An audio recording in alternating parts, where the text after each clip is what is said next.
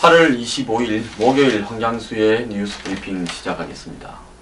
저는 작년에부터 북한의 SLBM이나 미사일에 김정은이 올인하는 이런 부분, 또 핵의 경량화 해서 소량화해서 65km 이하로 핵탄두를 줄여서 미사일 끝에 탑재하는 순간이 오면 여태까지의 남북 간의 모든 군사적 대응 전략은 전부 다 무의미해지는 순간이 오게 될 거다. 근데 애써 북한의 이런 기술들을 평가절하하면서 폄하하는 부분에 있어서 나중에 큰 화근이 될 수 있다 이야기를 많이 했습니다. 김정은은 자신이 집권한 이후에 지금 미사일을 33발을 발사했습니다. 김정일이가 집권하는 18년 동안 미사일을 16발 발사했는데 김정은은 불과 4년 동안에 33발을 발사했습니다. 자, 미사일 발사에만 1200억 이상을 돈을 썼다 이렇게 보는데요. 자, 이 북한에서 1200억이라는 것은 또 우리의 돈 가치로 1200과는 매우 다른 가치입니다. 자, 김정은은 결국 핵과 미사일에만 올인해서 확실한 무기 하나만 손에 쥐고 있으면 그때부터 이 미국이나 한국이나 일본 등이 자신에게 끌려 들어올 수밖에 없고, 중국이나 러시아는 사실상 자신들이 핵과 미사일 기술을 실전 배치 가능한 수준으로 만드는 부분에 대해서 크게 반대하지 않는 것 같아 라는 확신을 가지고 있을 걸로 봅니다. 결국 김정은의 전략은 이제 성공 직전까지 가 있습니다. 자, 작년에 5월달에 북한이 처음에 SLBM을 갖다가 수중 차출 실험을 했는데요. 그때 기억나십니까? 자, 뗏목에서 했다. 북한이 사실상 잠수함에서 한 게 아니라 뗏목에서 해놓고 사진을 조작했다. 이런 이야기까지 나오고 있었습니다. 자, 그럼에도 불구하고 지금 1년 조금 넘은 시점에서 북한은 사실상 SLBM 잠수함 발사 탄도미사일을 가능하면 2500km까지도 이렇게 보낼 수 있게 만들어 버렸습니다. 어제 500km를 보냈지만은 고각 발사를 한 것이고, 어제 만약에 일반 미사일 발사 각도로 쐈다면 1000km는 갔을 거라고 합니다. 자, 연료를 꽉 채웠으면 2500km까지도 갈 수 있었다고 합니다. 자, 그래서 SLBM은 여태까지의 남북 그리고 미국, 일본 간의 여러가지 군사적, 전략적 어떤 균형을 모두 깨트려 버렸습니다. 좀 설명을 하자면요. 여기 지금 사드가 배치된다 칩시다. 사드가 이렇게 감시 범위가 이렇게 돼 있으면 지금 북한의 잠수함은 이 사드 감시 범위를 벗어나서 우리의 이 남해나 동해에서 옆에서 뒤에서 굳이 불식간에 SLBM 미사일을 쏠 수 있게 됩니다. 자, 그 다음에 한국뿐만 아니라 일본의 오키나와가 이쯤 있지 않겠습니까? 자, 오키나와 근처에 가서 쏠 수도 있습니다. 괌이 여기 있으면 이렇게 공해상으로 나가서 괌을 상대로 쏴버릴 수도 있습니다. 심지어 미국 본토에 북한의 잠수함이 근접해서 이렇게 중거리 미사일 정도로 쏴버릴 수도 있습니다. 자, 이런 북한의 전략은 이제 이것을 갖다가 이지스함이라든지 더 나아가서 원자력 잠수함, 이지스함, 또 이 미국과 일본이 구성하고 있는 미사일 방어, 그린파인 레이더, 페이트리엇 미사일 이런 걸로 타격을 한다 이렇게 이야기를 하고 있지만은 실질적으로 한미일 어디에도 북한의 SLBM을 실질적으로 실전 배치된다고 생각하고 미사일 방어망을 구축해 놓은 부분은 없습니다. 이론상 그렇다라는 거죠. 자, 그렇게 본다면 북한이 동해나 남해에서 이렇게 와서 등 뒤에서 우리를 향해서 쏜다든지, 일본의 오키나와 기지는 미군의 이 유사시 한국 지원 기지입니다. 그 오키나와 기지를 쏜다든지, 또 근본적으로 공군 전력이나 이런 해군 전력 부분은 괌 기지가 바탕이 될 건데 괌을 갖다가 선제 타격을 해버린다든지, 이렇게 될 때 한국은 어떻게 이 유사시의 외부 지원을 받을 수 있을 것인가? 매우 심각한 상황이 아닐 수 없습니다. 자, SLBM의 기본 속도가 마하 10이라고 합니다. 이 올라갔다가 떨어지는 속도가요. 마하 10으로 떨어지는 부분은 시간당 12,250km로 떨어진다는 것을 의미하고요. 페이트리엄 미사일로 이건 이 SLBM을 갖다가 요격한다는 것은 불가능하다는 겁니다. 자, 애초에 한국과 미국 등은 북한이 SLBM을 실전화하는데 4년은 걸릴 것이다.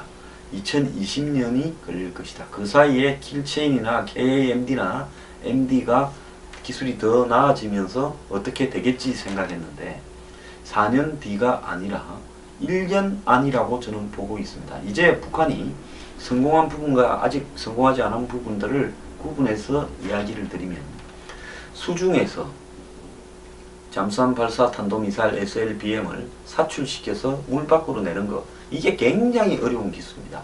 왜 어려운가 하면 수중에서 물 밖으로 놓을 때 이 보통 탄도미사일들을 이 압축가스로 쏘면서 물 밖으로 놓는데, 가스가 아니고 만약에 이 일전 화력이라고 하면 물 속에서 꺼져버릴 거 아닙니까? 그러니까 압축가스를 뒤로 쏘면서 물 밖으로 놓는데, 이때 물 밖으로 놓을 때 이 수면의 압력하고 맞물려서 미사일이 흔들려 버리기가 쉬운데, 그걸 이렇게 이 강한 사출력을 보이면서 끄집어내는 부분이 1차 기술입니다.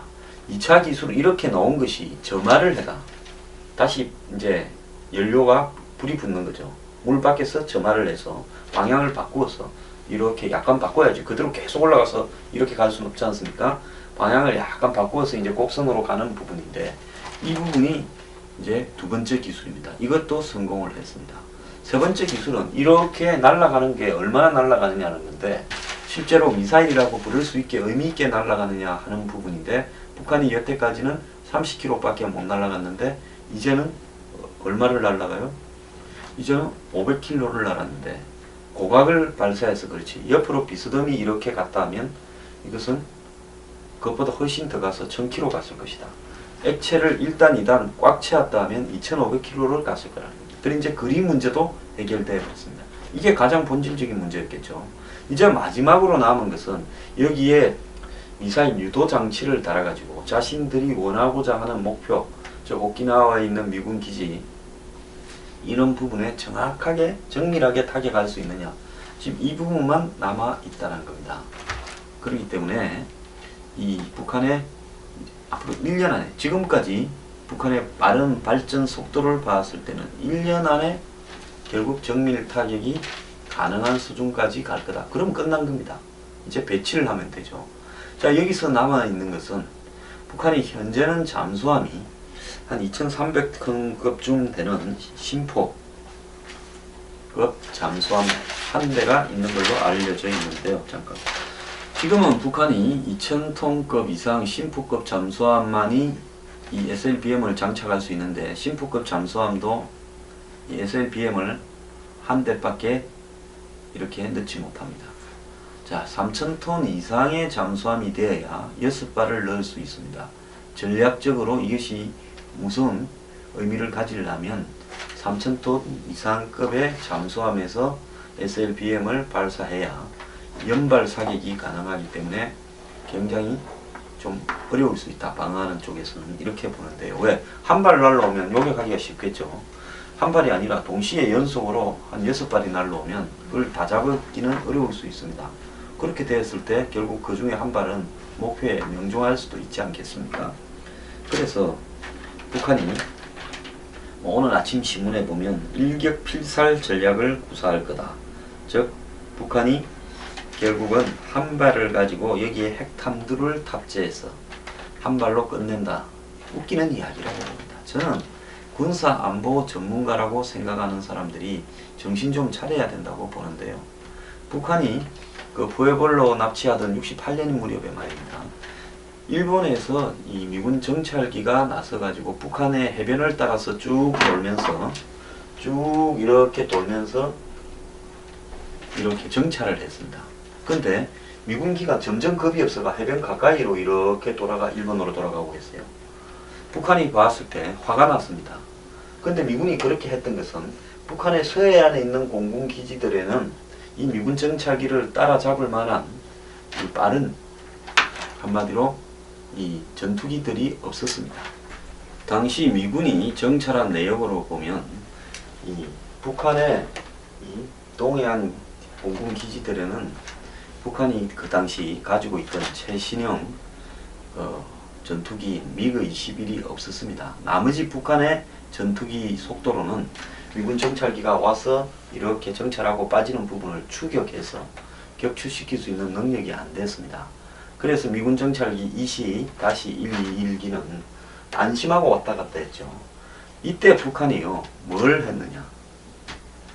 미그 21을 날개는 날개대로 떼고 몸통만 트레일러에 실어가 분해해서 이 평양 근처에 서쪽 공군기지에서 동쪽의 ör양 공군기지로 몰래 옮겼습니다. 미국은 꿈에도 그게 옮겨간 사실을 몰랐습니다. 왜? 이쪽에서 출격해서 이 비행기 잡으러 가면 이 비행기가 돌아가 버리면 못 잡죠. 그래서 그 시간을 단축시켜서 이쪽에 몰래 숨겨놓고 경납고 안에 넣어놨다가 미군 정찰기가 뜨는 시간에 바로 떠서 미군 정찰기를 격추해버렸습니다. 미군 정찰기는 뭐 북한 비행기가 떠봤자 우리를 못 잡을 거라 보고 안심하고 가다가 미사일에 맞아서 그대로 격추돼서 십수명이 죽었죠. 자, 이런 일들을 우리는 역사 속에서 다 망각하고 사는데요. 그것이 이시-121기 격추 사건입니다. 자, 북한이 지금 잠수함 3000톤급이 없다. 핵탄두를 실은 재래식 2000톤급 잠수함에 한 대 실어서 한 발로 노릴 거다. 그거는 잡기 쉽다. 우리는 그렇게 생각할 겁니다. 김정은이는 바보입니까? 지금 제가 몇 번 소개를 해드린 걸로 기억하는데 북한이 몰래 이 3000톤급 이상의 잠수함을 제조하고 있는 걸로 보인다라는 정보들도 조금씩 나돌고 있습니다. 저는 북한이 이미 3000톤급 이상 잠수함을 만들었거나 다 만들어 가고 있다고 보고 있고요. 그 잠수함은 그야말로 SLBM을 장착하기 위한 전용 잠수함이다. 이렇게 보고 있습니다. 자, 우리 군이요, 지금 북한에 대해서 얼마나 판단을 잘못해오고 있습니까? 자, 4년이 걸릴 거다. 4년이 걸릴 거다 했는데 지금 벌써 다 돼가고 있습니다. 자, 이 와중에 우리는 지금 사드 배치를 성주에 하느냐 마느냐를 가지고 저 야단을 피우고 있습니다. 어떻게 보면 배부른 소리 하는 것일 수도 있지요. 북한의 SLBM이 완성이 되어서 배치가 된다면 사드 한 대로 택도 없습니다. 이 동서, 남, 북, 사방을 바라볼 수 있는 사드 4대 이상을 한국에 배치해야 될 거라고 보고요. 특히 이렇게 물 쪽으로 물 밑에 숨어서 다니는 북한의 SLBM을 실은 잠수함을 잡으려면 이제는 이 한미일이 미사일 방어를 공동으로 구축해야 된다고 보고 있습니다. 과거에 야당이 집권할 때 한미일 미사일 방어망에 들어가지 않겠다고 대목을 박아버린 부분을 지금 보수 정권에 들어와서도 뒤집지 못하고 국회에 가서 국방부 장관이 사드 배치가 MD 들어가는 것은 아니다. 그리고 아직도 이 정부는 MD를 부정하고 있습니다. 그러면서 한국형 미사일 방어 체제와 킬체인 이런 소리를 하면서 우리가 2022년까지 6조를 들여서 우리 자체의 미사일 방어망을 만든다. 제가 미국 쪽에 이런 부분의 전문가들한테 물어봤습니다. 꿈과 같은 소리다라는 겁니다. 제가 한국에 장성에서 제대한 사람들한테 물어봤습니다. 현직 장성들은 노코멘트 하죠. 제대한 사람들한테 물어보니까 대국민 사기극이라고 이야기를 합니다. 그리고 사심 없이 국방과 좀 거리가 있는 국방 전문가라는 분들한테 물어보니까 KAMD 웃기는 소리 하지 말라는 겁니다. 이 미사일 방어망이야말로 여러가지 국방 안보 기술의 거의 최첨단 결집체입니다. 현재 한국의 기술로서 이 미사일 방어를 독자적으로 만든다. 6조가 아니라 60조를 갖다 퍼부어도 안 될 거라는데요. 그 돈 써먹는 맛에 곧 개발될 것처럼 대국민 사기극을 방산업계와 군 관계자들이 벌이고 있는 게 아닌가 이래 봅니다. 저는 이제 KMD 같은 소리 집어치우고 MD 체제에 들어갈 것을 이야기합니다. 안보에 미국하고 하면 어떻고 일본하고 하면 어떻습니까? 그러지 않습니까? 왜 안 되는 기술로 이제 수단도 없는데 완전히 군사적 이 파워가 비대칭으로 북한하고 현격하게 차이가 나버렸는데 뭘 믿고 사드 한 대 갖다 놓는 것 갖고도 이 난리인데 우리가 북한을 막을 수 있다고 사기를 하고 있습니까? 이건 대국민 사기극입니다. 정부가요. 이제 MD 체제에 들어가길 바랍니다.